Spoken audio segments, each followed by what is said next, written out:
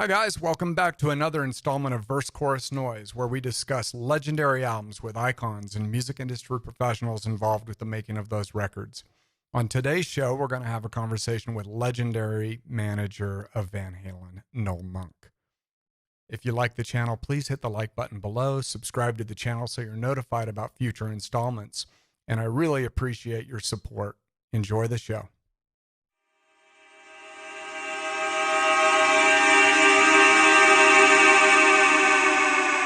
Mike Galaxy here with Verse Chorus Noise. On this installment, we bring to you Van Halen's self-titled debut, also known as Van Halen 1.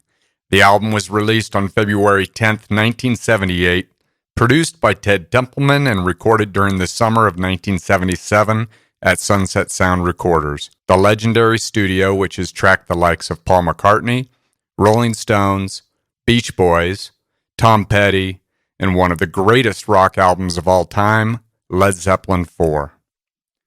Van Halen 1 peaked at number 19 on the Billboard album chart in 1978, driven by their first single and Kinks cover, You Really Got Me, which has climbed to number 36 on Billboard's Hot 100.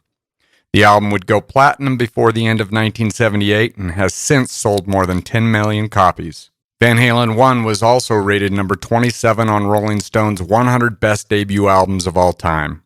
I recently caught up with Van Halen's former manager, Noel Monk, who represented the band from 1978 through 1984. Noel is also the author of the number one selling Van Halen book, Running with the Devil, A Backstage Pass to the Wild Times, Loud Rock, and the Down and Dirty Truth Behind the Making of Van Halen. How you doing, Mike? It's always fun to talk to you, and I enjoy your show. I think you're probably one of the better shows that I listen to. Thank you, Noel. Tell us how you got started.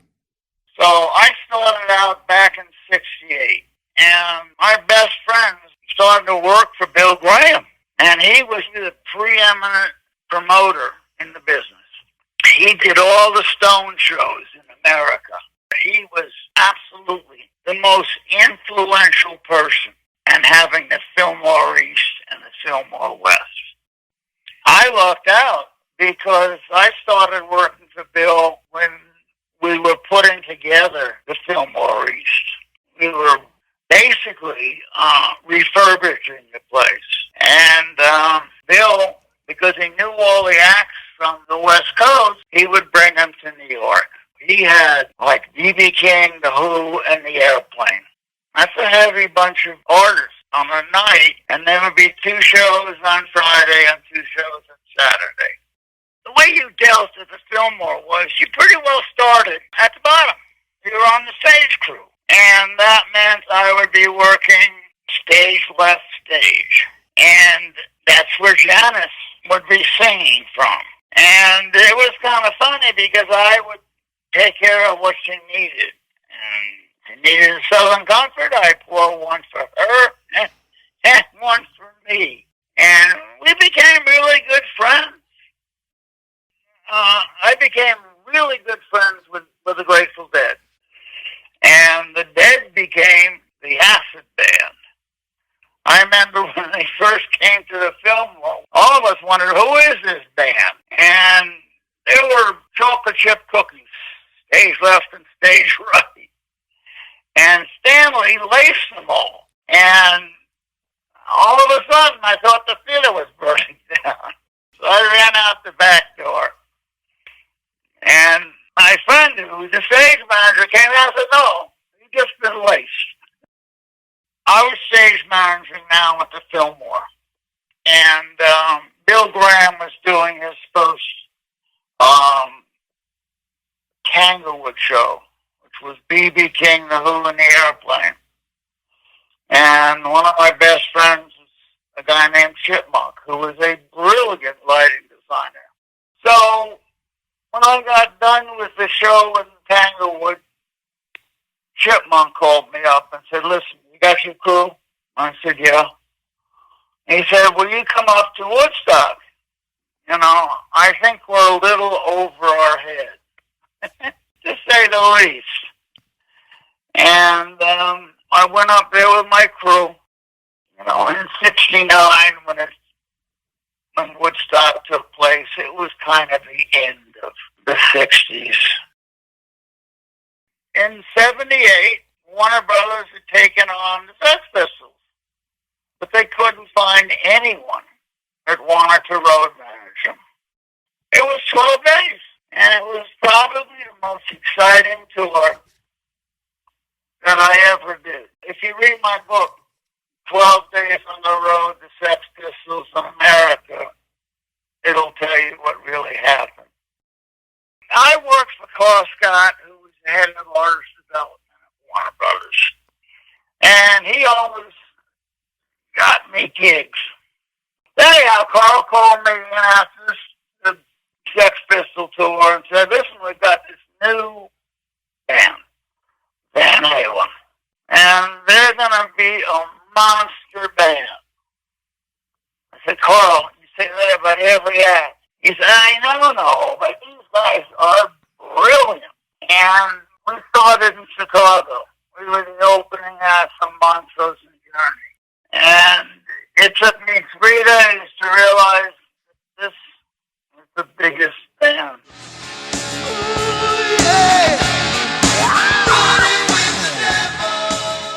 David improvised, and he was one of the best frontmen. I mean, I don't know any frontman that could jump 8 feet in the air over the drum riser or off the drum riser and not end up in the hospital. I respected his show. And towards the end of the tour, David said, we'd like you to take over management. I said, David, I've really managed. I've done sound, I've done lights, Woodstock. But I said, David, I've never managed a band. And I said, well, I'll tell you what, David. You go out to every manager in the business. If none of them are good enough for you, I'll manage you. They went to Acorn and Kiss's manager and all these managers, and they came back to me and said, we want you to manage us. Girl, you really got me now. You got me so I don't know where I'm going. There were so many fascinating things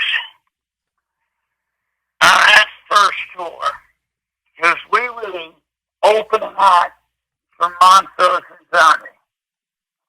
And there were 3 acts on the bill, because neither Montrose or Journey could actually fill the house. We blew everybody off the stage.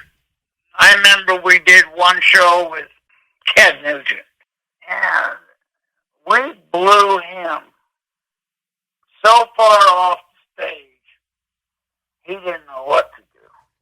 He got up and he did his set, but he said to one of the guys, I will never have them open for me again.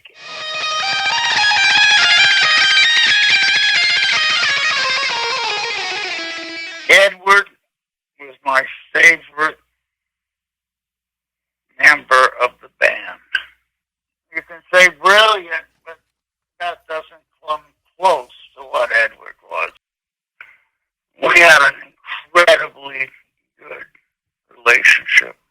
When he was sad or unhappy, come into my room with a bottle of vodka, of course, didn't need a cap on it. And he would just sit there and tell me his problems. And we probably did this 2 or 3 nights a week. And we became very close. He relied on me. I was kind of like, I guess a father image, but really just a great friend. We were really good friends. I loved that kid. Forget about how brilliant he was. He was a nice person to be around. And 7 years of being around Edward, well, I miss him.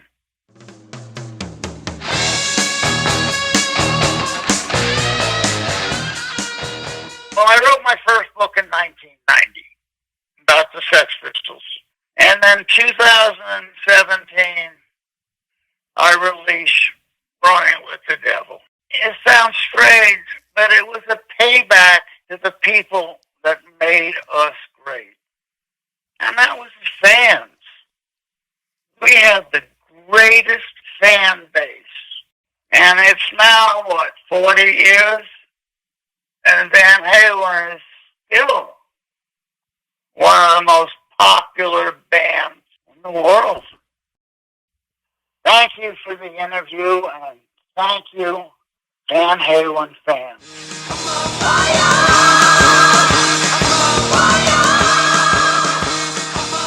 And that concludes this installment of Verse Chorus Noise featuring Van Halen. I want to thank Noel Monk, and I want to thank you for listening. Catch you next time. I hope you enjoyed today's installment of Verse Chorus Noise. Please, once again, hit the like button. Subscribe to the channel if you want to be notified about future shows. And if you really want to support this channel so that we can continue making them for you, hit the Patreon link below. And thanks again for supporting. We'll see you next time.